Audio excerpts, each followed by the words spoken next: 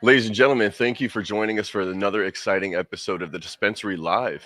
You might be wondering why the background behind me might be looking a little bit different right now. It's because we're in downtown Green Bay live at Heights Pub and Parlor in historic downtown Green Bay. This building, this very parlor that I'm sitting in right now, has been host to some of the most historic people, not only in the town of Green Bay, but nationally. There's been presidents that have sat up here and had conversation that pertains to not only recreational, but how Green Bay is going to better itself and how the national plan fits into right here in this very moment. And Trevor, that's exactly what we're here to do, brother, is talk about how this very moment in cannabis is going to improve. It is. It is. It's great to be back. First off, month went by quick. I'm always excited to get to talk to everybody, and even you, Jacob. So nice to see you again. But yeah, it is a flowing industry right now. A lot of changes, a lot of big ticket items going on, and I think right now one of the bigger ones I've noticed has been the beverages around the state, and probably nation in general. But when I think of the industry and the THC infused drinks that I've been seeing pop everywhere, from festivals to pick and saves to quick trips or other retailers.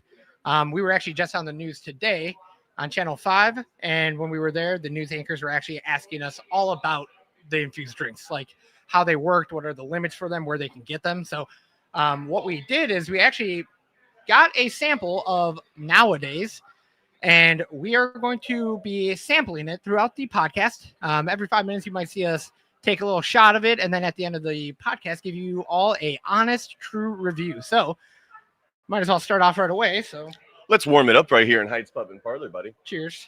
Love you, and thank you for joining us from at home. Sincerely. Whether you're a toker or a joker, it doesn't matter because Wisconsin now has the beverage angle covered. I will tell you that is a lot tastier than I was expecting. It's Very- not the face I would make after tequila. No, it took me a second because of the lemon, like very lemon flavored. Not a bad thing at all. It's like a smooth lemonade. I don't know. I enjoy it. I didn't know there was cannabis in it. No, not at all. Uh. Not at all. Which might throw some people off, but I actually enjoy that. Right, and they most of the time the bottles will say that there's a bit of a either rapid release and like a hey, you will feel this in about 5-10 minutes, or some of them will say hey, you can expect results in about 20 minutes. However, it is completely up to your unique DNA. Truth. How that cannabis is going to metabolize in your body. And we always recommend on the program low and slow.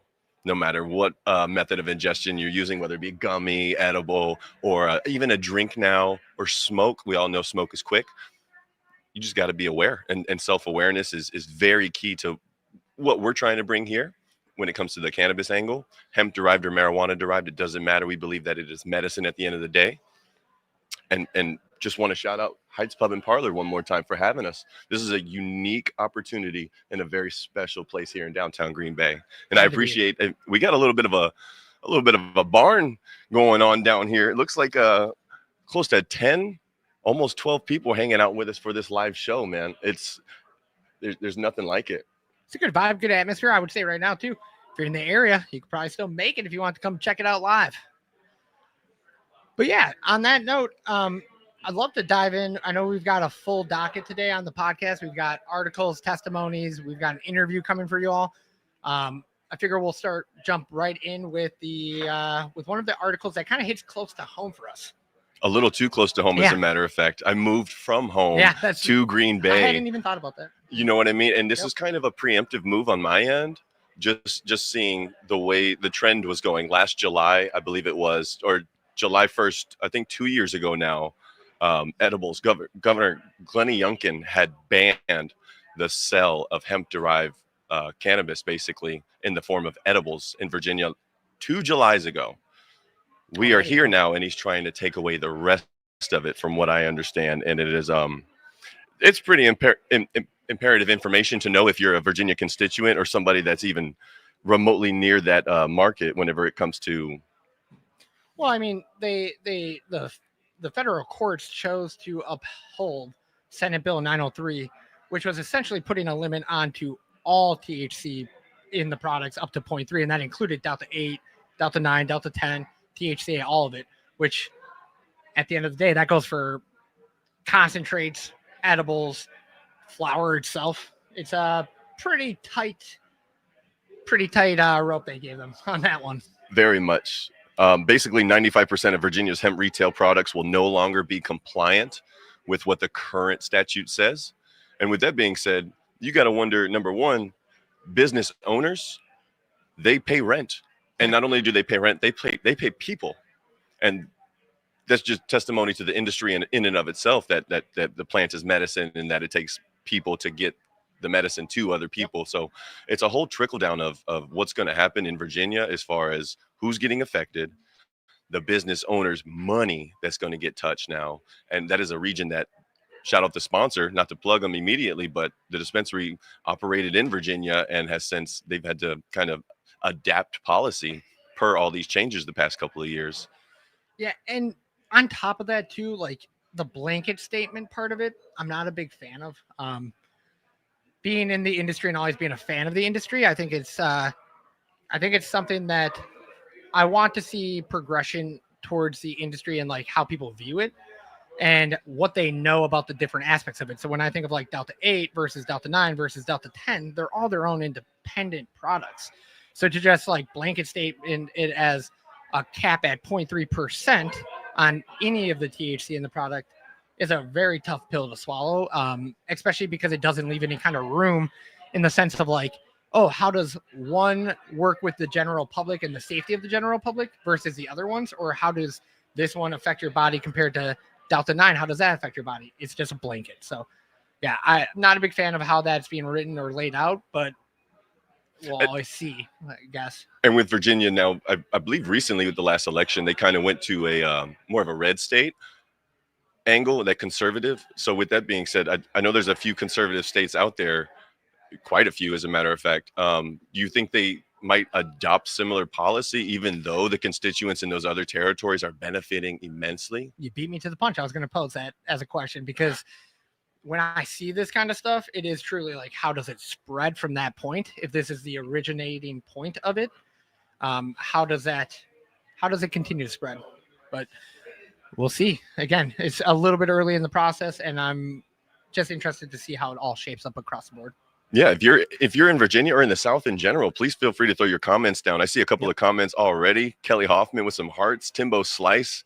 Hey, yo, from Sunny P. I believe that'll be Sun Prairie. Sun Prairie. Timbo. We got a few more comments from Jay Davidson, Middleton, Wisconsin, 608 rules, if you're familiar with that. Deanna DeRochery. Shout out, Mom. Love you. I know it's cold back home in North Carolina. Will N.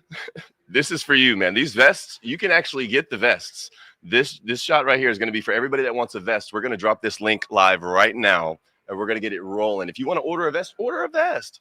Let's get it. You want to look like the best in the industry that do it? Right now is the time. There's a link drop right now. Oh. Second one just as good as first, in my opinion.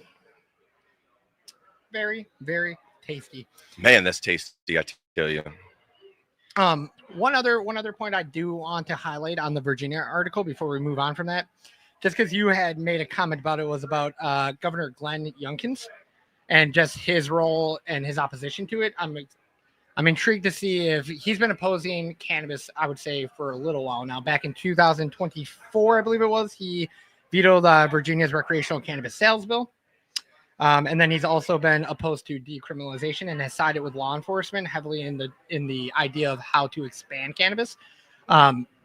If anything, I hope that these types of articles bring up conversational points that maybe open the mind of at least just looking into it more. Again, it comes back to my blanket statement. When you're going to say Delta 8, 9, 10, THCA, all of it, it just, to me, rings out as, well, how much of the differences between them do you understand? And I think that would be a great starting point. But that's education first. Education first. Yeah. You can see where the lack of policy comes from. Yep. Genuinely. Yep. And I mean, not to pre-release one of our guests joining us tonight, but the guest joining us tonight is a pretty remarkable guest in the sense of pushing the industry for the past 20 years. Oh. And like, it just goes to show that the early demonization of our favorite industry out there has really casted a negative stigma that has been everlasting. And thank God for platforms like ours and others that are out there to educate folks. And speaking of educating folks on other things outside of cannabis, we do have a sponsor of today's show, the National Railroad Museum. And we had a really cool feature with them with our joint adventures. And I think we're getting ready to roll some of that footage here in a moment. Awesome. Walking around the railroad tracks, For as we did throughout our tour, we noticed a lot of construction going on. Yeah. And a lot of massive construction, too. It almost looks like an arc is being built. What's going on? So not building an arc. That'd be pretty cool, though. But yeah, that is all our Fox River expansion construction. So we are in the process of a $17 million expansion right now. So this is a very huge undertaking. But this new building, we're all very excited for it. It's going to give us a lot more space to be able to do things. So more space for educational programs, more space for corporate events, more space for weddings, birthdays, all sorts of stuff. But most exciting, it will have new tracks inside of the building. So a lot of these trains that we see outside or trains as they're restored then will be able to go inside of the building. And that kind of helps us maintain these into perpetuity, right? So these other generations can learn about these things long after we're gone. So we want to take care of everything. But it's going to have a mezzanine, it's going to have green space, it's going to have a classroom inside of it, it's going to have a kitchen as well. So it is really going to help us expand all of the awesome programming that we do here. Justice, thank you so much for joining us today. Fantastic. And back from a little bit of the local news, we're going to take it to a little bit broader into some national updates of information around the industry that's going on all around the country. Give you guys just a couple quick highlighted points from them, a little banter just to discuss them, and then we'll keep jumping around on the different points in the different states around the country. So one of the first ones that I want to start off with is Chicago. Chicago right now is working on trying to figure out what to do with their hemp-derived products. They're trying to lean into either taxation, do they regulate it, or do they just outright ban it? And that's from them looking at a bunch of different sources. So you're starting off from either the consumer side, who's loving all the lower prices and the accessibility of it. But then you're also looking at the dispensary owners who feel at times that the hemp-derived THC products are undermining their products or infringing upon their products. Then you got local health officials who just want to make sure that everything is being labeled correctly and visually for anybody who's getting it or have kids or anything of it like in the area of the product so that they know what it is. And it's a lot going on right there. You've got consumer, you've got the retailers, you've got the local experts all trying to figure out how to move with it. I'm a big pusher of if they're going to do anything, taxation or regulation is never a bad play. But if you're going to ban it, then again, it's just clean cut gone. And right now, it doesn't necessarily look like that is the route they're going to go. They do have one of their aldermen, William Hall, right now is supporting a 21 plus age restriction on it and then taxation. And as a company that we took upon ourselves to implement a 21 plus policy just to stay with the times and keep it as regulated and controlled as we could, I can fully back something like that at the grand scheme of it. Even the taxation side of it, I think most people, when you're talking about the cannabis industry, understand that money is a big part of it. So if they want their portion of it, all the power to them. But I would love to stick away from that ban. Yep, and price point being a big concern there. I mean, this is a complete sidebar there, but the governor of Michigan as well, she's proposing, Gretchen something, I think she's proposing a 34% tax hike, which, I mean, if Chicago were to lead the way with that, then like other states would definitely have the motivation to be like, oh, shit, well, if they're taxing the hell out of folks for their weed, we're going to do that too. And really, it's counterintuitive. Yep. Completely counterintuitive. You're going to thrive. You're going to push those black markets. You're going to make those things jump again. And that's not what we're looking to do. Fentanyl is at an all-time high here in America. And we got to make sure that the proper regulation allows for the proper pricing and the proper, giving the proper retail sale of the hemp-derived and or marijuana-derived products.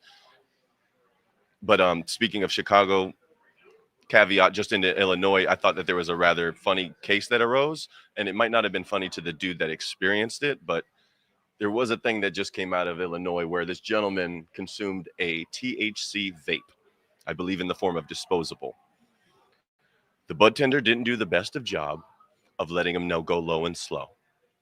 Perhaps that's the case, perhaps not. Maybe this individual was hypersensitive to cannabis. But anyway, this gentleman consumed a pen and has since filed a lawsuit saying that the intenseness of that pen ought to be regulated as an edible per the way it made him feel.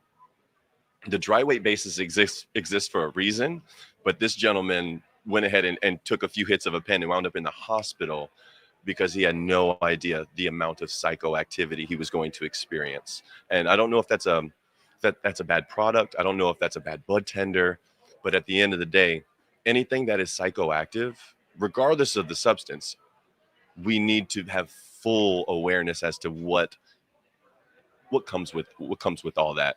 And with the limits currently at 100 milligrams per THC max per package, vapes typically have about 500 milligrams and could go down to 100 milligrams per package, but very similar in the way that they're dosed, at least according to that gentleman in his case. And I look at this and I read it and I'm just kind of dumbfounded that such argument could be presented. But at the same time, that's why there's a big need in this industry for proper awareness and proper education, because not everybody's going to have the same effect from the same plant. Not at all. And I think that just brings it back to the topic of like, who's defining edible and what is the terms and restrictions that are coming into to label it as an edible versus a smokable product at the end of the day. Because in my mind, if you're smoking a vape, at no point is really any of it going through your GI or anything like that. So are you really even digesting anything or getting any kind of like nutrients from it? No. So where's the line is Right. really where they're like, how are they going to define and distinguish it and then draw the line for the future? But that is something that we will come to find out as they get through that battle. Exactly. And then from their neighbors, we actually have one for a little update from Ohio. OH, baby. Yeah. If you're from the YouTube audience, the Facebook crowd that hails or loves the state of Ohio, this is big for you. It is, because right now, Ohio, they are trying to actually rewrite the cannabis laws that they have there. So not so much as they are trying to rewrite them as they are trying to adjust them. There's not like they're coming through and trying to ban anything. They're just trying to make some changes from the time that they've legalized it and some of the data they've collected to adjust it to be more efficient from their perspective. So like, for instance, they want to change their sales tax from 10% to 15%. They want to change how many plants you can have growing at home from 12 to 6. They want to change the percentage of the THC from 90 to 70%. Again, adjusting the regulation. I'm totally good with adjusting regulations as long as it's done in an efficient manner with how it's rolled out and how it is given to the consumers.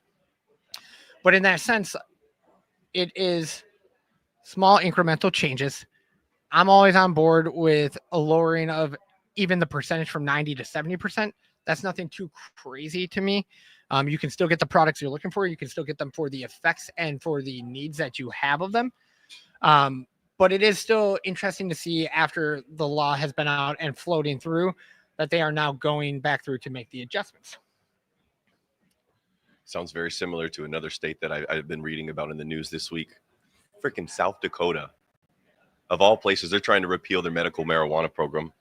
House Bill 1101 would shut down over 100 dispensaries in South Dakota. That place is freezing, bro. I've never been, but I've heard there's some kick-ass festivals out there. Shout out the boys at work telling me those stories. That's awesome. Nearly 12,000 medical patients in South Dakota could lose access, which begs the question, do you need medical marijuana, or is a hemp company like the dispensary that serves 5 different states with a national platform as well? What is going to be the recourse of medical marijuana patients being told, no, we're not doing this here no more. We're going to completely funnel it the way we see it. And a lot of people are going to get screwed. You mentioned the like black market earlier, going back to unregulated formats. I imagine that's where that ends up going back to. So, and I mean, that is one state trying to make those adjustments. But then when you look at like another interesting piece that came out that I saw was Colorado Springs Council is wanting to do a do-over for legal weed. They basically, how it all broke down was 54% of voters had voted in favor of it back in 2024. Well, come April 2025, they are looking to push another vote through to reestablish if they are going to have it or not. And a big part of that is coming from the fact of voter confusion. So when people were at the polls voting originally, they didn't have a full picture, full understanding of what they were checking yes or no to, and they want to have a rebuttal on it. And I think it's not a huge amount of time. I think they could still establish more understanding of the industry, more understanding of the education and all that. That's good stuff from around the nation, no? It is. Really good It's stuff. It's a lot going on. It's moving quick. All I would recommend to everybody is stay as up to date as you can with any of the going ons around the nation. Boom. And now we are going to send you guys over to a quick little view of the heights so you can get a vision of the vibes and the atmosphere. And we will be right back with you shortly here.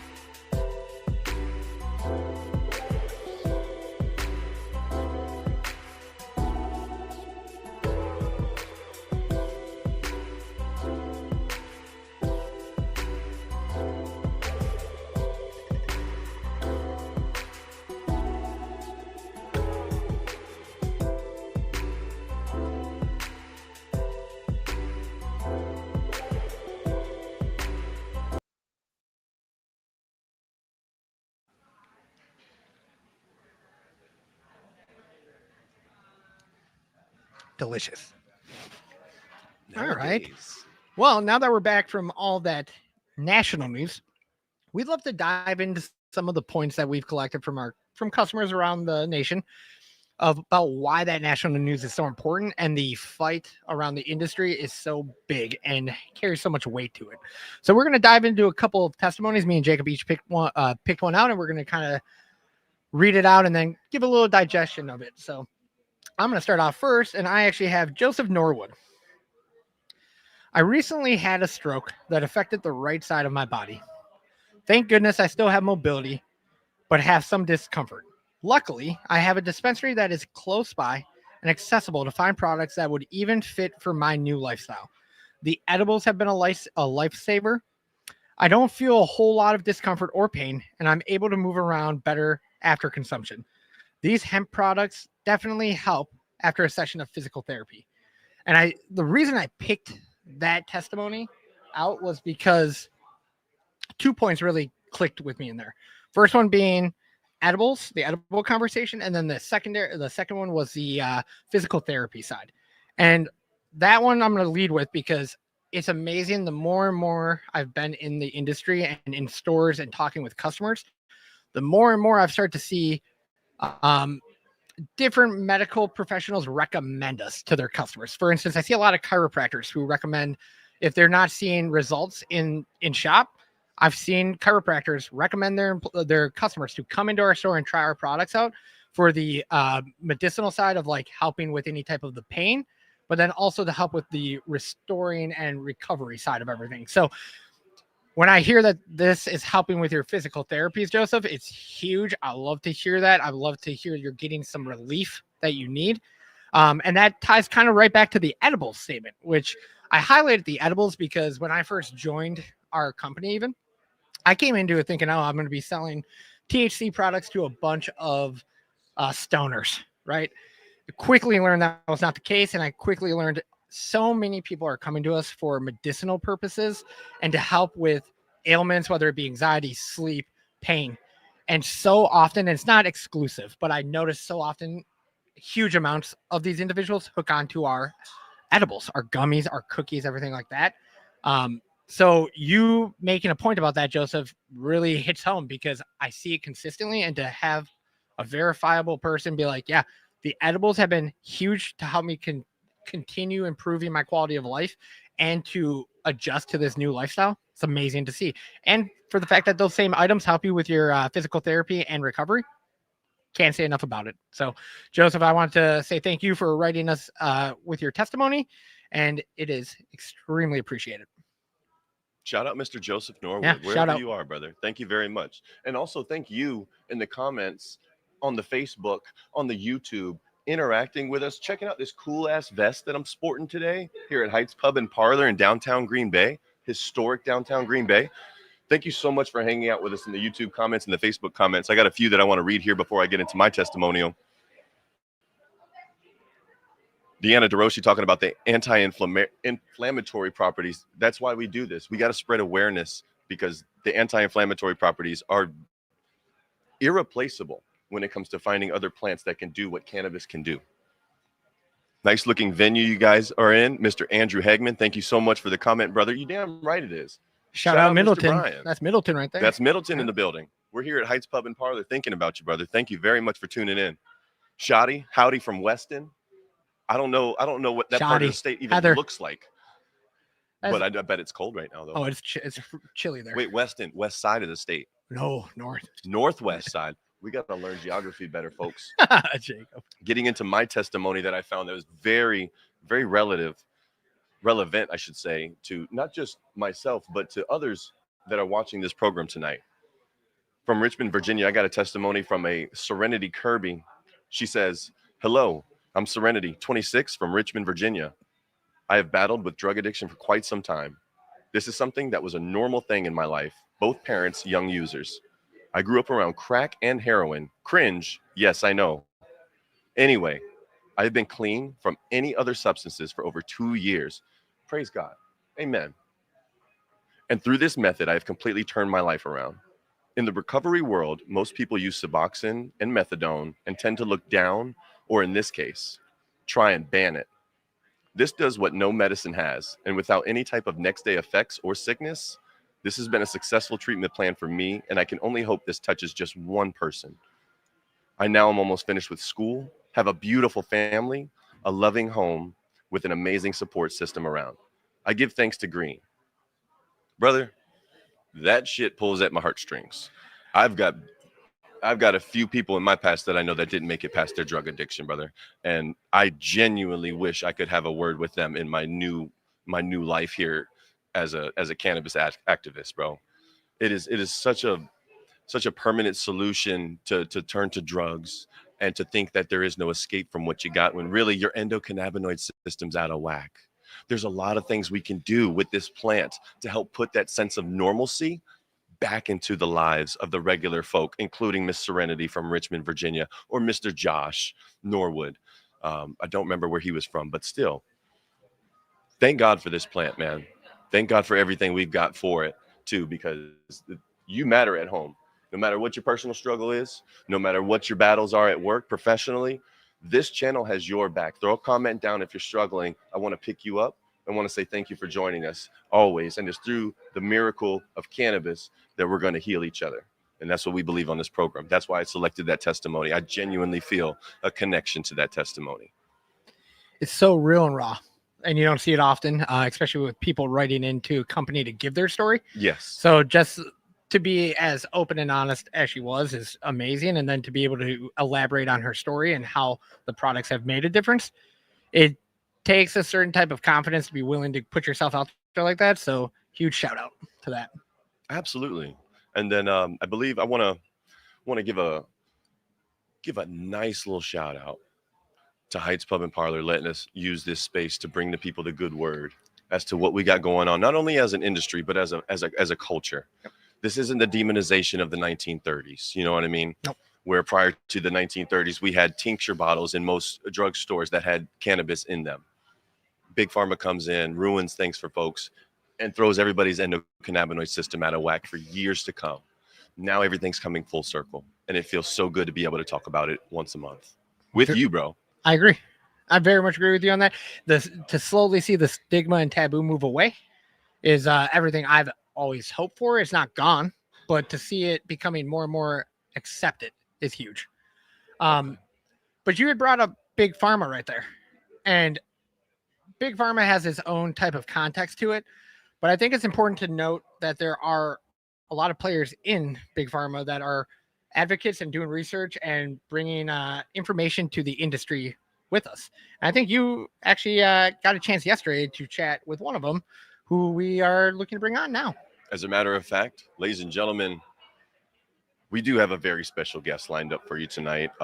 It is an absolute pleasure to be able to introduce this individual. As per her relevancy in the cannabis industry and just in caring for your wellness. She's been doing work around the globe. She conducted one of the first very studies on medical cannabis as a substitute for alcohol and other drugs. The founder and CEO of Personal Plants, a platform designed to encourage mindful and healthy cannabis consumption, as well as provide evidence-informed content to cannabis consumers, regulators, media, and others. She is the Chief Knowledge Officer at New Frontier Data and Cannabis Data and Insights Company. She taught courses on drug use and drug policy at the University of Cal Berkeley for over a decade. She conducted one of the first research studies to survey patients from inside a dispensary, and her other works are written and talked about worldwide, from textbooks to numerous peer-reviewed academic journals, and all the way to New York Times and the Rolling Stone magazine. Her research has reached all over the globe and continues on. You can find her insights regularly via her YouTube channel, The Truth About the Plant, in less than 20 minutes, or in 20 minutes or less. Ladies and gentlemen, your chill auntie, your kick-ass granddaughter, however you prefer to view this individual, she deserves your attention for a few minutes, and I appreciate her joining the program. We've got Dr. Amanda Reiman joining us this afternoon, evening, depending on where you're at. And we're going to get plugged in, asking some questions real quick. How's it going, Amanda? I'm doing well. How are y'all doing? Doing great. Doing good. You look so good. Thank you for joining us, Doctor. Oh, it's my pleasure. Thank you for having me. So with what you've been doing over the past, let's call it a lifetime, because to be honest, in dog years, you've been doing what folks should have been doing this whole time that it's been prohibited. Your research starts early in your life, and to where you're at right now, per our conversation yesterday, your view on cannabis has completely changed, and I think that is all the more worth sharing, not only just for the men and women, but in particular, I think it's very important that we hone in on how cannabis can genuinely affect and impact all age groups of women, and then especially those that might be going through that menopausal transition time. I want to thank you for joining us again, genuinely. Well, like I said, thank you so much for having me. It's great to be on the show. I'm coming to you all from Washington State.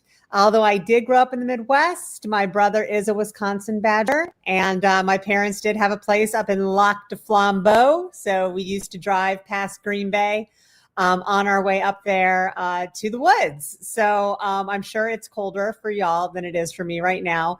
But again, thank you so much for having me and for that great introduction. So I mean, cannabis is the only job I've ever had. I've never worked in any other field. I started in the late 90s as an activist, trying to legalize cannabis, really with the priority of making sure people didn't go to jail, which is still my priority. I mean, I'm glad that there are dispensaries, and I'm glad that we have access to edibles and beverages and all these amazing safe and tested products. But for me, at the end of the day, legalization is about keeping people out of jail. Number one, right? Nobody should be in jail for using cannabis. And then the regulations that come after legalization is really about consumer safety, about people knowing what they're getting, and about the opportunity to educate. I grew up in the 80s and 90s during the DARE era. We were taught that cannabis was terrible. Just don't do it. It's a gateway drug. It's the same thing as heroin. Try it once and you'll get addicted. And let's face it, that is not helpful information at all, especially when you consider that over half of adolescents will try cannabis at some point in their life. So one of the other things we get from destigmatization of cannabis is the ability to talk about it, which is so important. So my training is in public health.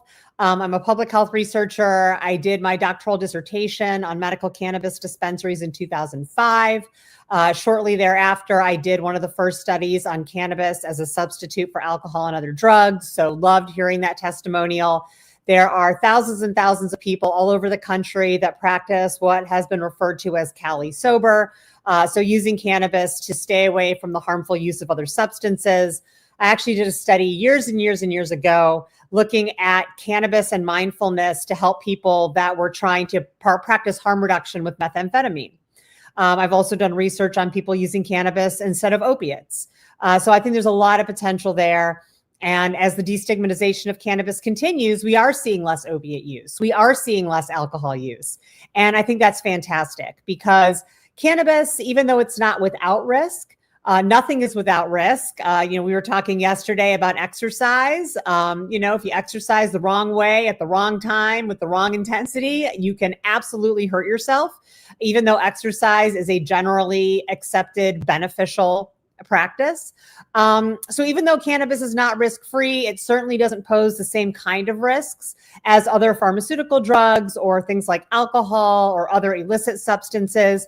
But like I try to do with personal plants, the key is really to understanding what mindful cannabis consumption is. Just because you can't die from cannabis consumption doesn't mean you can't take more than you want. It doesn't mean you can't have an uncomfortable experience like that gentleman you referenced with the vape pen.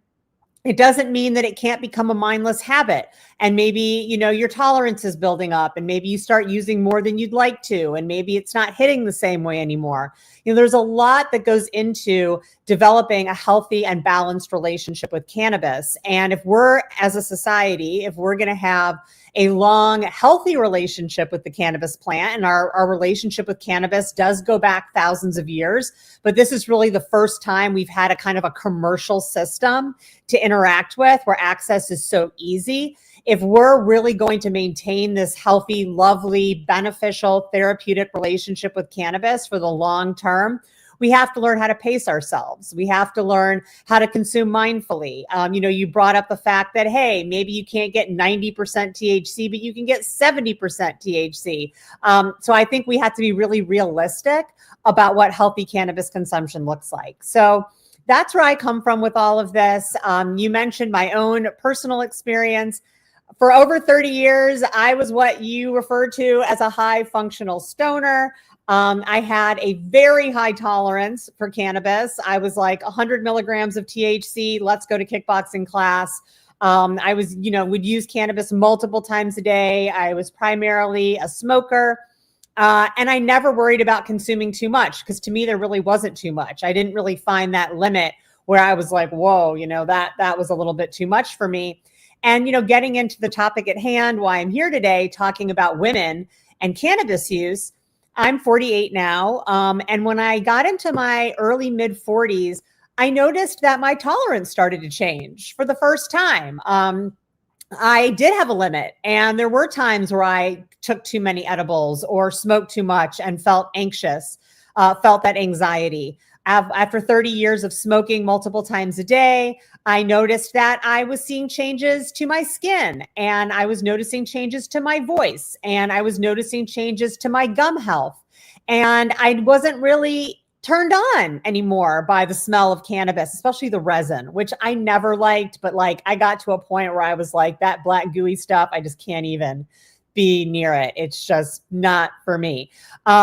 And so I decided I wanted to change my cannabis habits. And I was thinking like, well, how do I do this? I've been using cannabis for so long, and it's not like I was in trouble at work or having physical symptoms or things that kind of usually are a signal that you need to change what you're doing. It was just, I didn't enjoy it as much anymore.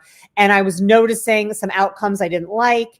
And I wanted to have a healthier relationship because I do believe that cannabis is a really valuable plant. I believe it's an amazing medicine. And I also think that for most people, cannabis will be most useful to us when we're older. That's when we have the aches and the pains and the trouble sleeping, and we're put on more and more pharmaceuticals, and our tolerance for pharmaceuticals and our metabolism changes. And that's really the point in your life where you're like, I don't want to take a pill for pain and a pill for inflammation and a pill for sleep and a pill for anxiety. I just want to take one thing, and I want that thing to be good for me. Like, that's when cannabis really becomes the shining star. So a couple of years ago, I quit. I quit for 3 months. I did have some withdrawals. We can get into that. It exists primarily because when you use cannabis for long periods of time consistently, your endocannabinoid system basically takes a vacation. Like, why does it need to keep producing endocannabinoids if you're giving it all these cannabinoids from the plant? Like, it's like, all right, I see what's going on here. I'm just going to put my feet up. I'm just going to chill out. And then when you stop using it and your body doesn't get those phytocannabinoids, it's like starting a cold car. And y'all in Wisconsin know what that's like, right? You go out to start a cold car and it's like, and so your endocannabinoid system needs a couple weeks to like kick back into gear, and it will. But during those couple weeks, you're not getting cannabinoids from the plant. You're not necessarily getting endocannabinoids either. And so that causes what we might look at as withdrawal, which can be things like sleep disruption, lack of appetite, moodiness. These things do go away once your endocannabinoid system starts kicking back in again. So that was my experience. I now, am like 5 milligram gummy, like once every couple months. I have a partner that consumes cannabis all day long. That's fine.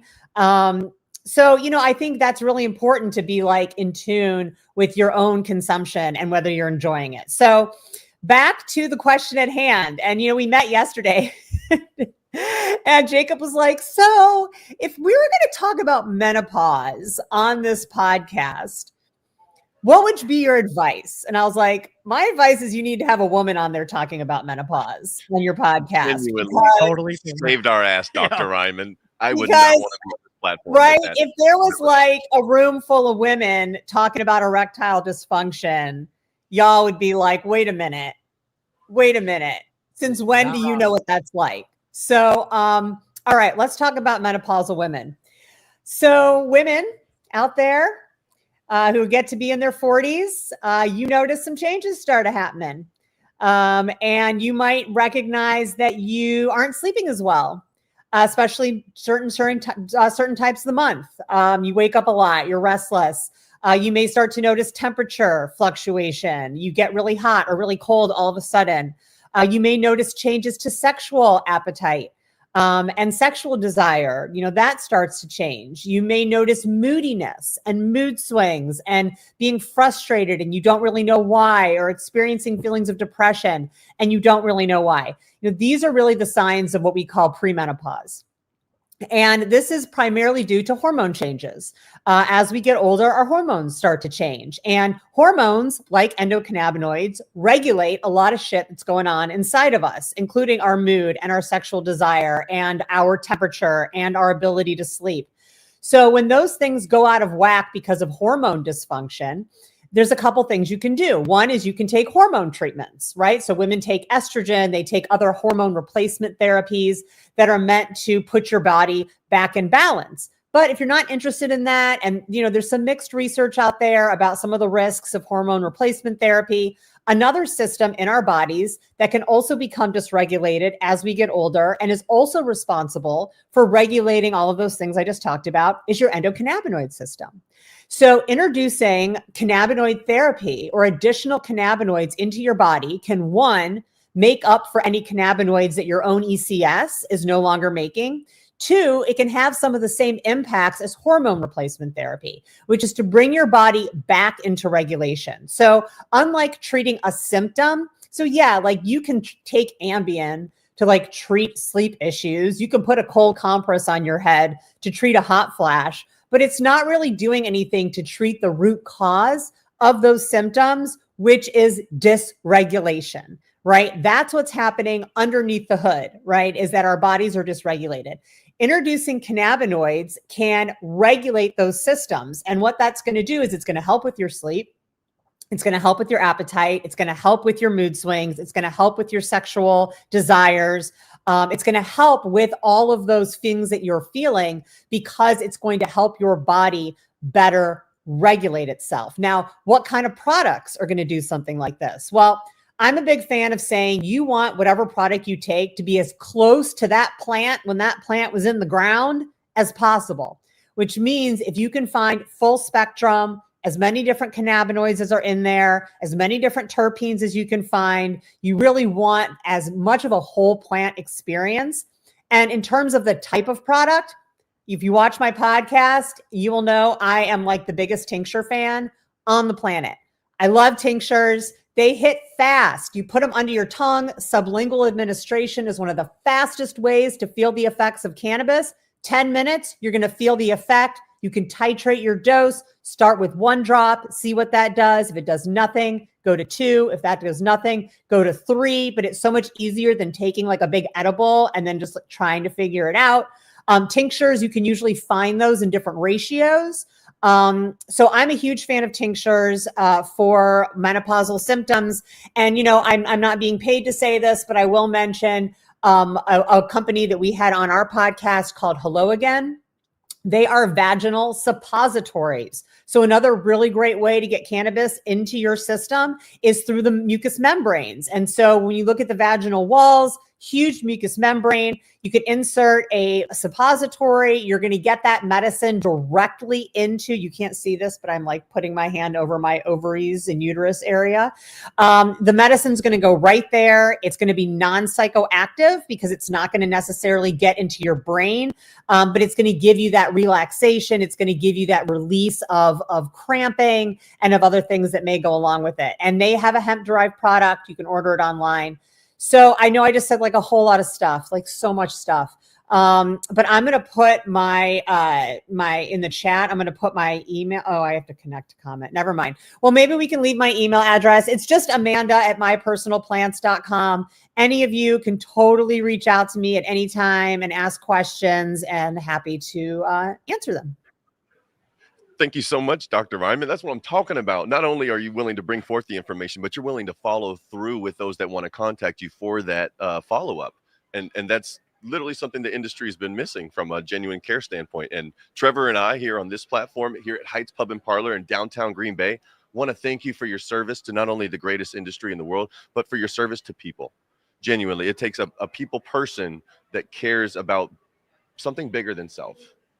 And that seems to be you, Dr. Reiman. And since I contacted you the other day, I have had nothing but respect since talking and discovering your YouTube channel, The Truth About the Plant in 20 Minutes or Less. Highly, highly recommend the subscribers of this channel also go check out that channel as well. Dr. Reiman and her lovely co-host, Miss Christina Dees, do a wonderful job of giving you the best and latest questions that you already have answered, that you have already asked, but haven't had answered. And thank you again, Dr. Reiman, for treating us with your Washington sun presence. It's cold over well, here. No sun this time of year, but yes, Washington, lots of mountains. Oh, copy that. I need to get familiar. maybe there's some follow-up to be had. Come on out. We'll find a good place for you to do live show. Thank you so much, Dr. Reiman, for joining us. We're Thank going you to so keep on much. with the rest of the show, and we hope that you keep on doing the good work out there. And like she said, if you want that email, rewind the video, we'll have it. If not, we'll drop it in the link to this video, along with how you can get access to her business, the lovely Personal Plants. It's a platform that you need to know about. Thank you again, both. Dr. Reiman. Have a lovely Thank you evening, very all much. right? Thanks. You too. This one's for you, Doc.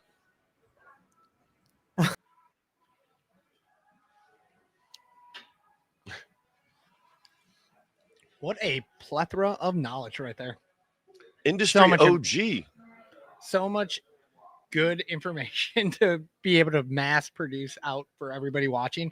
I know it was a question last time we were on the podcast, so leave comments for us because we will look into the topics that you all bring to us. We'll research it. Like we would have never have gotten to have her on the podcast if we had not gotten that one comment last month. So like we always say, leave us comments. Let us know what you want to hear about, what you want us to talk about and look into, and we will. But no, that is the majority of what we had for you guys for this month's podcast. We do have to do a little rollback to our monthly giveaway. So you will see all of the winners come up onto the screen here. And if you are one of those, be on the lookout for the dispensary to contact you and sort out the prizes. So do me a favor in that same note. If you are coming into our store and you are spending $100 and you want a free opportunity to win some gift cards or product or merch, make sure you get that ticket when you come in and make those purchases. Or if you know and have friends or family that come in often and they're making those types of purchases, let them know about that giveaway. We do it every month. It's just our way to give back to all of you for supporting us and coming into the shops and watching the podcast. So, yeah, on that note, that is the giveaway winners. Ohio, Pennsylvania, Virginia, North Carolina, and Wisconsin, and possibly more states here by the end of 2025. Check out prohibition9.com if you're in a state that it is illegal for you to get a retail location as far as the hemp-derived market goes. And always do your research before you buy, folks. Always verify that COA and verify that the website that it is taking you to has an actual physical address you can pull up on Google. It's just a number one way to guarantee that you're dealing with somewhat of a legitimate COA right there. Just a little quick tip for you off the bat. And last thing I have before we let you all go is, Jacob, give me a real quick breakdown. What do you think about the drink? What do I think about nowadays? As we put down our last one. As we put down our last one. For the people at Heights Pub and Parlor, thank you for joining us for the live. If you didn't make it to this one, folks, we hope you can make it to possibly the next one. Nowadays was a great treat to have to sip on to get rid of that cotton mouth throughout the program today. But I will say, regardless of the drink, it's where I'm having the drink at that makes me feel like the shit. You know what I mean? I'm with you. Heights Pub and Parlor, downtown Green Bay. Draft is right around the corner. We got another broadcast next month. Who knows where we'll be? But I do know if you're making it to Green Bay for the draft in April, downtown Green Bay, Heights Pub and Parlor is where you need to stop by. Get you a drink, get you the walleye, and then get your ass into that fun-loving mode that is the Midwestern vibe. We thank you all for joining us today. It's been a hell of a ride, Trevor. Been a good one. Thank you, everybody, for tuning in and watching. Thank you for your input in the comment section. And make sure you're checking out those vests. Like, comment, subscribe, buy a vest, help a vet. That's what we're doing here. Shout out the production team for getting this thing going on the road. That team is an amazing team, and it's led by one man that cannot go unnamed. Shout out Mr. Brandon. Mr. Brandon. Making it happen for us. This one's for you, buddy. Holding it down.